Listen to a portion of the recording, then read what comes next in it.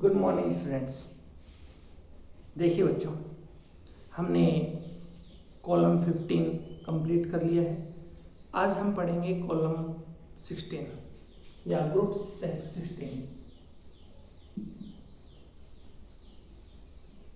Group 16 के कौन कौन से एलिमेंट हैं? Oxygen, sulphur, selenium, tellurium, polonium. ठीक है। सबसे फर्स्ट पॉइंट इलेक्ट्रॉनिक कॉन्फ़िगरेशंस आपने क्लियर कर लिया। General electronic configurations of this group is NH2 NP4, NH2 NP4, 2H2 2P4, 3H2 3P4, 4H2 4P4, 5H2 5P4। ये बात आपको अच्छे से समझ में आई होगी। उसके बाद है इसकी ऑकरेंस।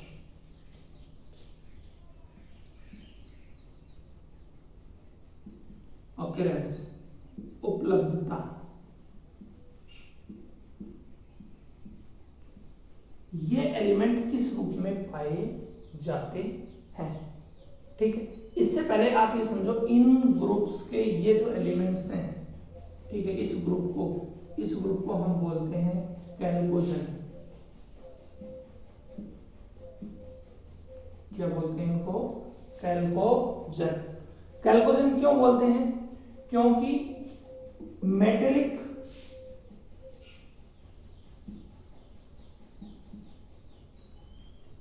मिनरल्स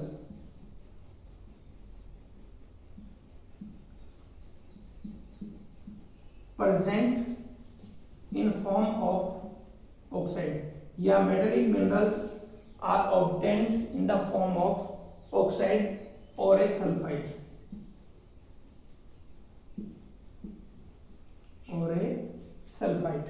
ठीक है।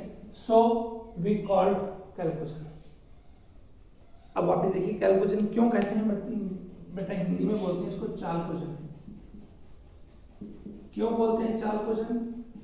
क्योंकि जितने भी धातुएं हैं, धातुओं के खनिज ऑक्साइड और सल्फाइड के रूप में प्राप्त होते हैं।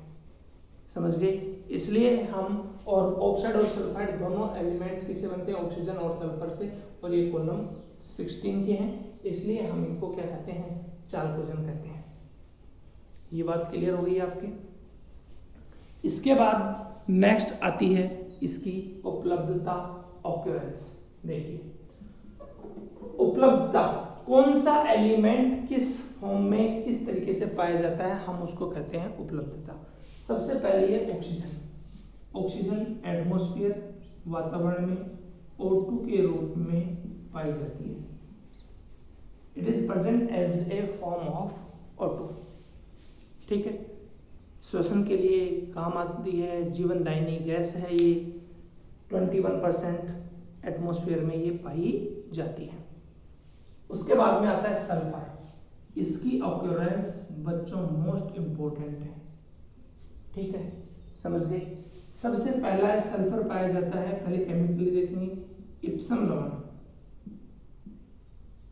इप्सम साल्ट या इप्सम लवण, MgSO4.7H2O, this is Epsom salt.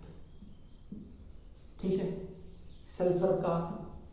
Sulphur इस रूप में भी, इस फॉर्म में भी पाया जाता है।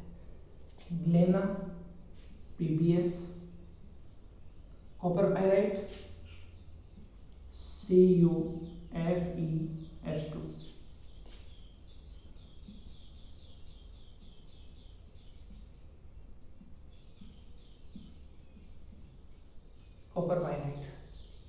Copper pyrite.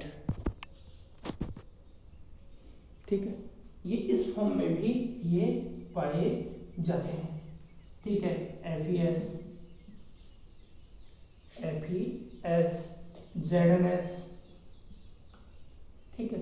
ये आपको बेटा एक बार एग्जाम में क्वेश्चन आया था, 2016 के अराउंड ये क्वेश्चन आया था।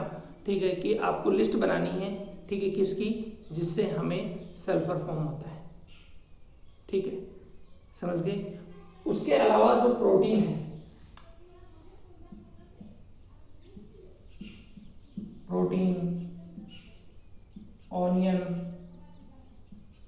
गार्लिक, ठीक है, इन सब में भी देखो किस किस में, प्याज में, लहसुन में, ठीक है, मस्टर्ड,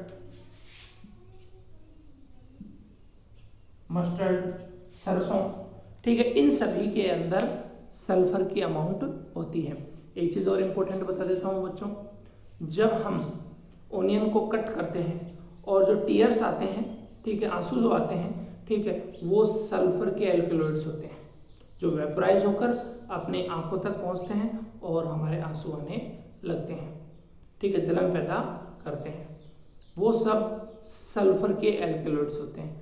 तो ये थी इसकी अकेरेंस, ठीक है। अकेरेंस के बाद में इलेक्ट्रॉनिक कॉन्फ़िगरेशंस, देखो अकेरेंस के बाद में आता है इलेक्ट्रॉनिक कॉन्फ़िगरेशंस, वो मैंने आपको बता दिया, ठीक है। इसके बाद थर्ड पॉइंट आता है इलेक्ट्रोनेगेटिविटी।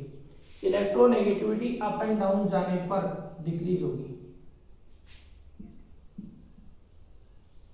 अप एंड डाउन जाने पर डिक्रीज होगी, ठीक है। Metallic characteristic up and down जाने पर इंक्रीज होंगे, ठीक है।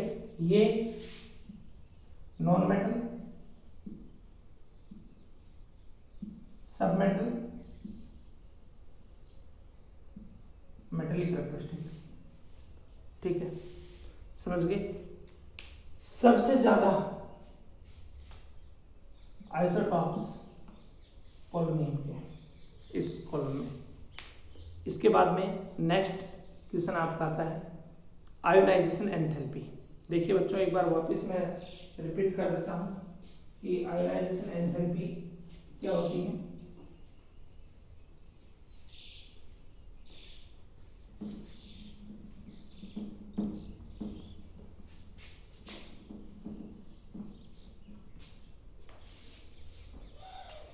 आयोनाइजेशन एंथैल्पी आई,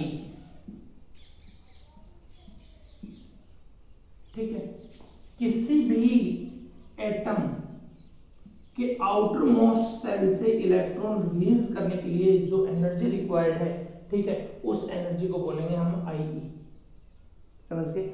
फर्स्ट इलेक्ट्रॉन निकाल रहे हो, आई फर्स्ट, सेकंड इलेक्ट्रॉन निकाल रहे हो, आई सेकंड, थर्ड इलेक्ट्रॉन निकाल रहे हो, आई थर्ड।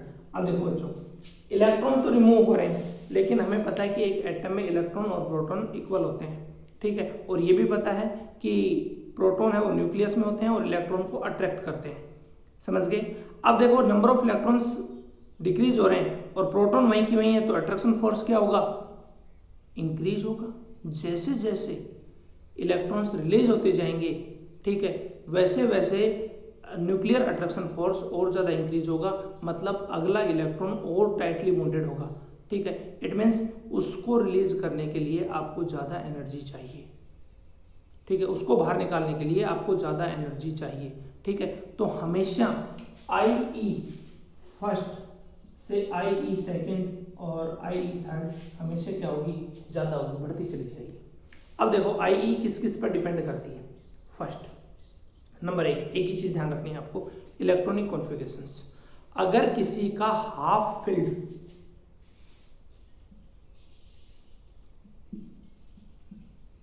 हाफ फिल्डेड और fully fielded,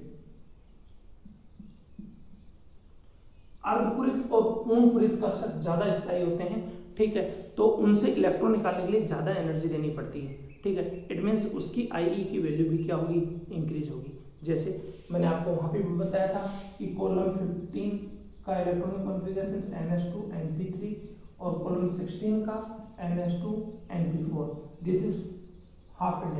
It means it is more stable comparatively this electronic configurations, so that more energy required to release electron at outermost cell. ये stable है, स्थायी है, तो यहाँ से इलेक्ट्रॉन रिलीज करने के लिए, इलेक्ट्रॉन निकालने के लिए आपको ज्यादा एनर्जी की जरूरत होगी, ठीक है।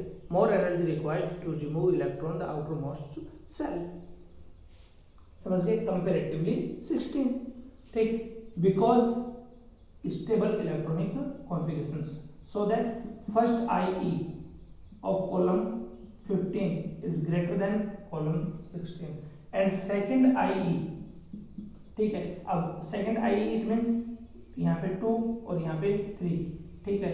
तो 16 column second IE is greater than column 15, ठीक है, because they are stable electronic configurations, ठीक। ये इसका स्थायी विन्यास के कारण ऐसा होता है। जिसका स्थायी विन्यास होगा, स्थायी विन्यास मतलब हाफ फिल्ड, अर्धपूरित और पूर्णपूरित। Also clear students?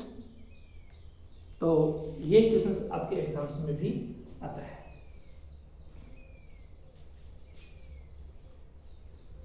After that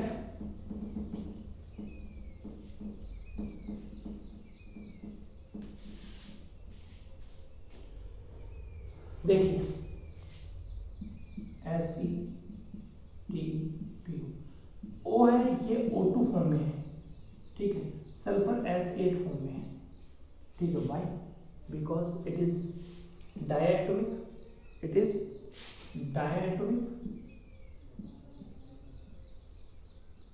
and it is polyatomic. Why? द्विपरमाणु बहुपरमाणु। क्यों डायटोमिक? इसलिए है क्योंकि बच्चों इसमें वीक वान डर वाल अट्रैक्शन फोर्सेस है। कैसे हैं? वीक वान डर वाल अट्रैक्शन फोर्सेस है, समझ गए? इसमें स्ट्रॉन्ग वान डर वाल अट्रैक्शन फोर्सेस है, ठीक है। वीक फोर्सेस है, इट मीन्स दो ऑक्सीजन के जो मॉलिक्यूल्स हैं वो मोर डिस्टेंस, ठीक है, अधिक दूरी पर होंगे, समझ गए? समझ में आया नहीं आया? So it is S and it is solid, ठीक है। O2 is diatomic, ठीक है, and it is polyatomic, so it is gas and it is solid, ठीक है। आफ्टर दैट, ठीक है, इसके बाद में देखिए, ठीक है, इसके बाद में ऑक्सीजन हो गया, सल्फर हो गया, सेलेनियम हो गया, टेलुरियम, ठीक है। इसके बाद में नेक्स्ट जो आपका क्वेश्चन आता है, ठीक, इसमें से वो आता है reactivity towards hydrogen. Reactivity towards hydrogen, देखिए हाइड्रोजन से रिएक्ट करके। और एक चीज और, इससे पहले आप एक चीज और समझ लीजिए कि बच्चों ये ऑक्सीजन और सल्फर कहीं भी क्वेश्चन आए, ठीक है, इसका बॉइलिंग पॉइंट हाई है, ठीक है। O2 और S8 में S8 का BP हाई है, ठीक है, और कंपैरेटिवली इसका लो है। तो बच्चों सीधा सा है, जिसमें अट्रैक्शन फोर्स ज्यादा होंगे उसका बॉइलिंग पॉइंट हाई होगा, ठीक है। समझ गए? समझ में आ गया? Sulphur present as S8 form, polyatomic atom, ठीक है। So their boiling point high comparatively oxygen due to high attraction force, ठीक है, हाई वान डर वाल attraction force present in S8, ठीक है। सल्फर में वान डर वाल अट्रैक्शन फोर्स अधिक पाए जाते हैं, ठीक। इस वजह से ये क्या है, इसके बॉइलिंग पॉइंट हाई है। किसी के भी बॉइलिंग पॉइंट पूछे आपको कि बच्चों इसके हाई हैं, इसके लो हैं, रीजन एक ही होगा, ठीक है, हाई अट्रैक्शन फोर्स, बस। समझ गए? कोई भी सब्सटेंस ये कहे कि this is soluble in water because it's form hydrogen bonding with water molecules. कुछ कॉन्सेप्ट ऐसे हैं जो पी ब्लॉक में आपको लर्न है, ठीक है, तो कोई दिक्कत नहीं है, ठीक है। आपसे पूछे कि ये हाई ऑक्सीडेशन स्टेट अनस्टेबल है due to vacant d orbital, due to vacant d orbital. अब ये कहेगा कि इसके लो ऑक्सीडेशन स्टेट स्टेबल है due to inert pair effect. कुछ दो चार कॉन्सेप्ट हैं वो क्लियर कर लो, आगे कोई प्रॉब्लम नहीं आने वाली, ठीक है। हाइड्रोजन से रिएक्ट करके, ठीक है, रिएक्टिविटी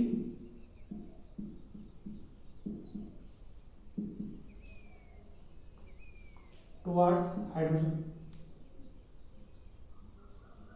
हाइड्रोजन से रिएक्ट करके H2O, H2S, H2SE, H2T और H2PO, ये रेडियो एक्टिव आ जाता है, तो इसको तो हटा ही दो आप, कोई मीनिंग ही नहीं है इसका, ठीक है। बस इनमें देखो आप, ठीक है बेटा, इसमें thermal stability up and down decrease होगी, इजीली बॉन्ड ब्रेक हो जाएंगे, ठीक है, बिकॉज एटॉमिक साइज इंक्रीज हो रहा है, तो हाइड्रोजन की और इनके ऑक्सीजन, सल्फर, सेलेनियम और टेलुरियम, इनके न्यूक्लियस से हाइड्रोजन के इलेक्ट्रॉन की जो डिस्टेंस है वो इंक्रीज होगी, इजीली थोड़ी सी एनर्जी देते ही टूट जाएगा। तो बॉन्ड डिसोसिएशन एनर्जी सबसे ज़्यादा किसकी होगी? H2O की, due to hydrogen bonding, due to hydrogen bonding. ये बात भी आपको समझ में आ गई, थर्मल स्टेबिलिटी हो गई। H2O is gas and H2O is liquid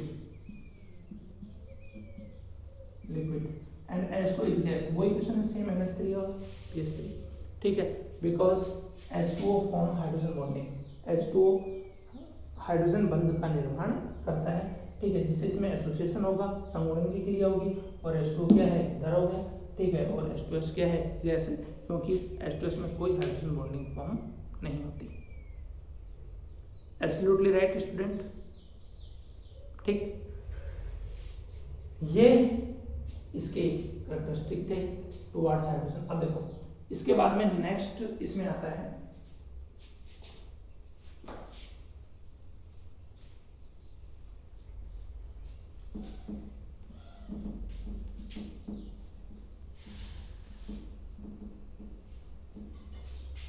reactivity towards halogen.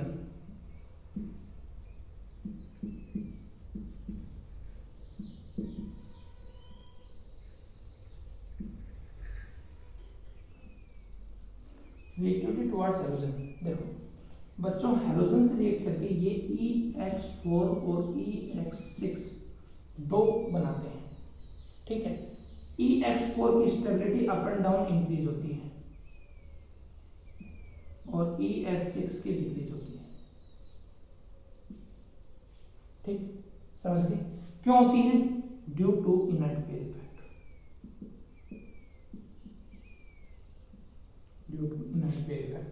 ES6 केवल फ्लोराइड के साथ ही स्टेबल है, जैसे SF6, ठीक है, फ्लोरीन के साथ ही ये स्टेबल है, समझ गए? और EX4 में जैसे SCl4, ये एग्जाम में क्वेश्चन आता है बच्चों, SCl4 की जो ज्योमेट्री होती है वो सीसा ज्योमेट्री होती है,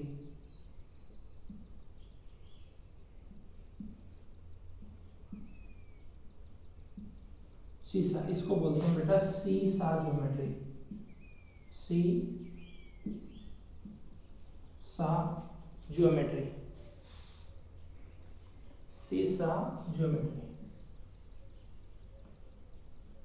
ठीक है। सीसा का मतलब होता है फिसल पट्टी, जैसे वो ना बच्चे जो झूलते हैं इस तरीके से, ठीक है, वो नीचे से यूं अटैच होती है, ठीक है, तो ऊपर लोन पेयर होता है, ये ऐसी क्यों होती है, ठीक है, ये आपने 11th क्लास में VSEPRT valence shell electron pair repulsion theory में पढ़ा है कि इनमें रिपल्सन होने से इसकी सीसा ज्योमेट्री हो जाती है, ठीक है।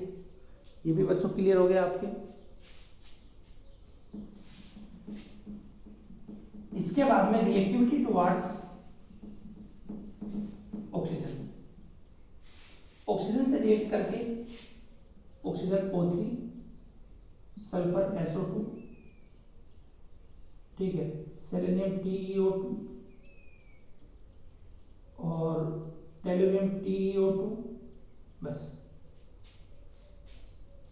इसके बाद में देखो बच्चों ये दो ऑक्साइड्स बनाते हैं, एक तो EO2 और एक EO3, ठीक, SO3 TeO3 TeO3, ठीक है, दो टाइप के ऑक्साइड्स बनाते हैं, एक EO2 और दूसरा EO3, ठीक है। इसकी स्टेबिलिटी इंक्रीज होती है, इसकी स्टेबिलिटी डिक्रीज होती है, because inert pair effect, inert pair effect. यहां से इंपॉर्टेंट क्वेश्चन यही आता है कि बच्चों SO2 is reducing agent,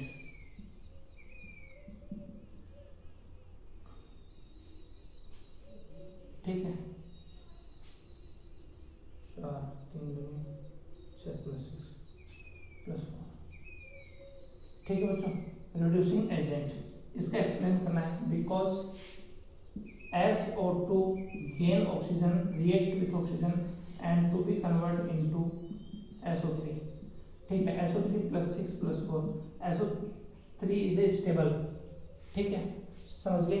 but TeO2 cannot convert into TeO3, ठीक है, बिकॉज इट इज अनस्टेबल, क्योंकि ये ऐसा ही है, किसके कारण, इनर पेयर इफेक्ट के कारण, ठीक है। तो बच्चों इसका ऑक्सीडेशन हो रहा है, तो मतलब ये क्या है, रिड्यूसिंग एजेंट है।